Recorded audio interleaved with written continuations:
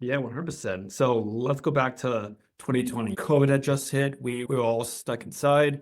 Some of us may have been doing work. Some of us may have been in college. Some of us may have been trading certain crypto assets and other name stocks on the side, right? Like Max, you probably got into crypto around like 2020, 2021, right?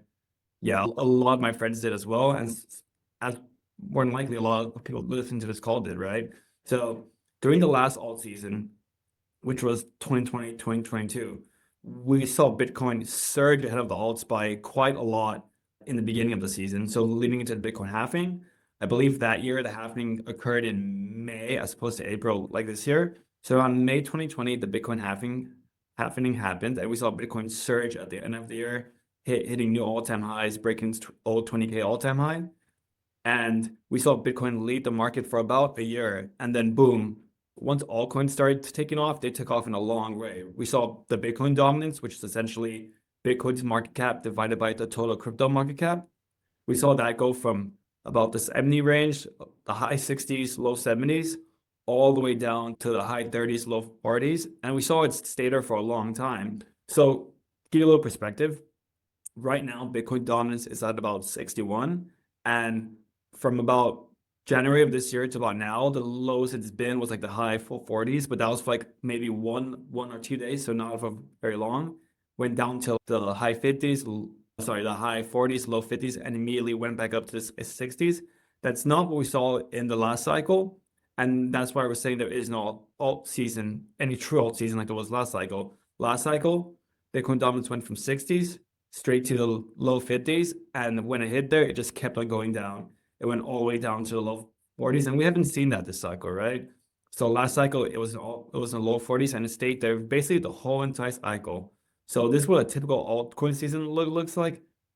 Bitcoin is outperforming altcoins in the beginning. And then once Bitcoin capital starts to get exhausted in a way, flows start to go into the altcoins. And that's truly what we saw in 2020, 2022. And we thought we saw that for a little bit this year, at the end of last year, beginning of this year. But Bitcoin quickly took the narrative in the crypto cycle.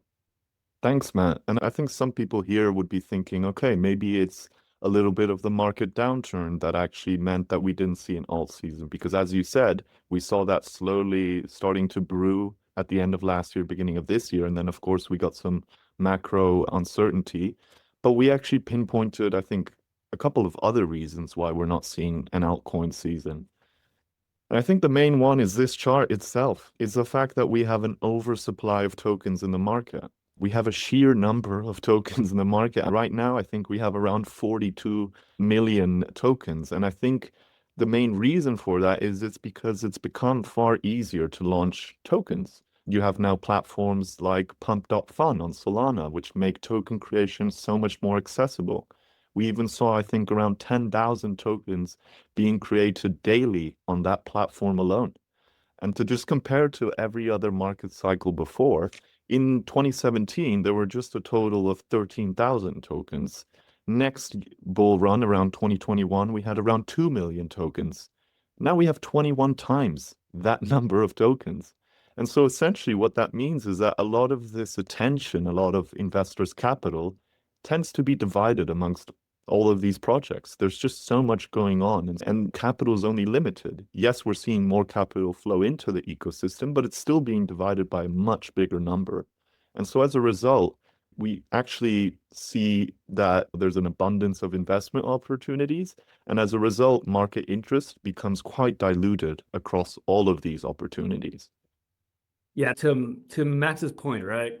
During the last altcoin season, we saw capital flow from Bitcoin, then to Ethereum, then to the mid cap crypto. So at that time, it was your Solanas, your XRPs, your Cardanos, and then we saw it flow to the small caps. This cycle, we're not seeing that. And a large reason is because of this high float, low fully diluted value narrative. And what that means is a lot of brand new tokens are launching with a very high market cap, but the circulating supply is very low. We've seen coins launch with a 10% or 15% circulating supply, but a tens of billions of dollars market cap. And so because of that, as these tokens start to unlock, so there is more circulating supply coming into the market, we're seeing these investors, as these tokens unlock, start to sell off their tokens. And since the demand for these tokens isn't very high, as soon as this new wave of supply enters the market, we see a mismatch between supply and demand. And because of that, the price of these tokens are just dropping significantly, right? So as this chart shows, many of the tokens that have launched this cycle are down 90-ish%.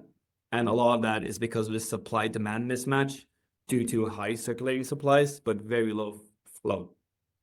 And this kind of leads into the following point, which is exactly that. So looking back at previous cycles, we saw a massive wave of token unlocks during this cycle, but not during the last cycle. And what token unlocks means, and I touched this in this last slide, is that tokens are unlocking, which means they are coming out of the lock supply into the circulating supply.